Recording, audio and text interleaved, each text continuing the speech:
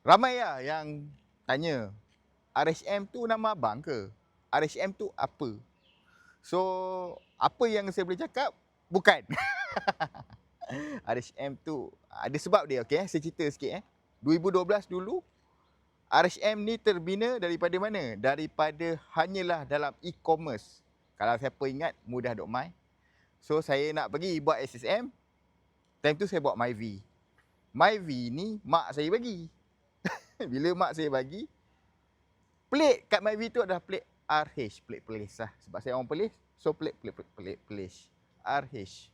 Apa pergi SSM? Boleh lah, bantai lah RH Motorsport. Zaman tu 2012 tu, motorsport punya nama ni terkenal. Macam-macam lah nama-nama motorsport. So saya jadikan nama dia RH Motorsport Garage. Sebenarnya RH tu bersempena dengan nama mak saya lah. Tapi ada sebab dia tu MyV tu. Lepas tu perjalanan kita sampai 2015, kita dah bina e-commerce tu, kita dah bina Facebook, kita dah bina Instagram, dah padu. Kita tak ada kedai fizikal time tu. Kita hanya ada kedai online.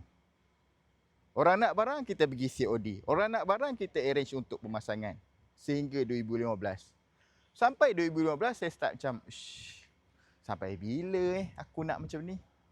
Ada impian untuk nak buka kedai. Sebab banyak kawan-kawan yang saya dah kenal-kenal yang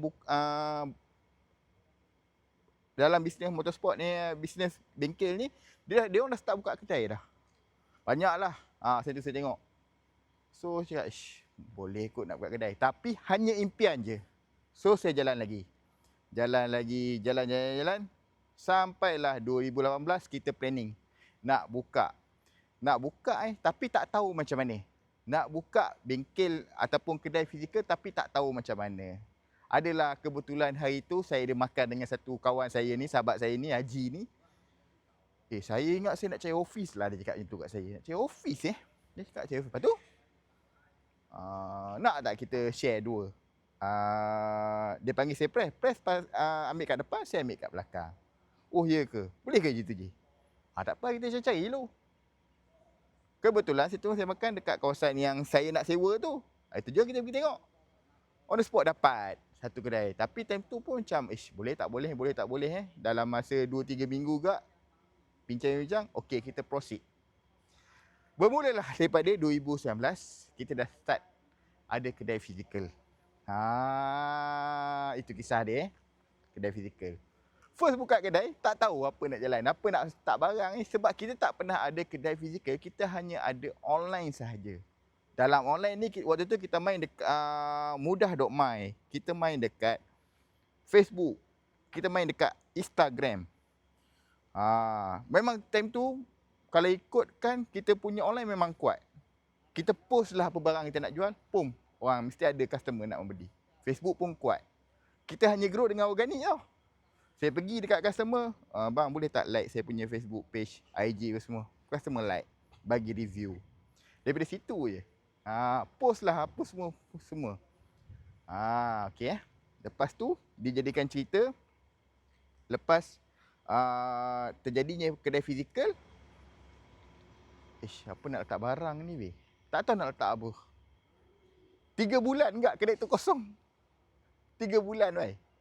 Lepas tu dah adalah sikit idea, letaklah barang-barang, ada letak bucket seat. Boleh tengok video-video yang saya letak ni. So macam-macam saya letak.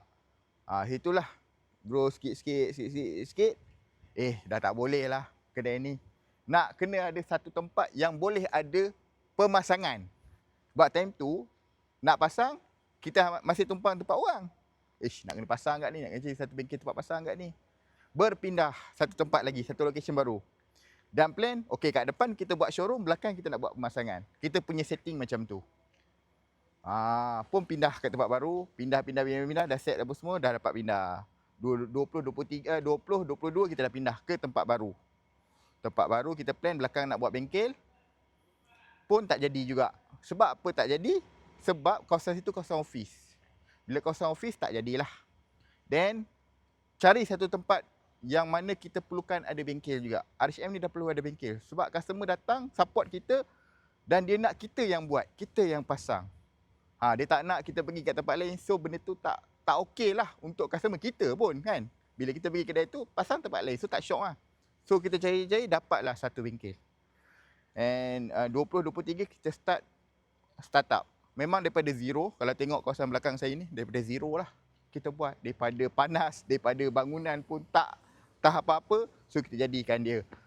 So slow, nak cat lah, lepas tu adalah kita bina dia. And 2025 dah start nampak fasa-fasa RCM Garage ni dah start masuk equipment. Adalah kita set up yang dah makin bagus. Okey, itulah perjalanan dia. Perjalanan RCM Garage. So ramai yang tanya RCM Garage ni apa? RCM Garage ni bukan nama saya. Dia ada kisah dia, macam saya cakap tadi, ada kisah dia.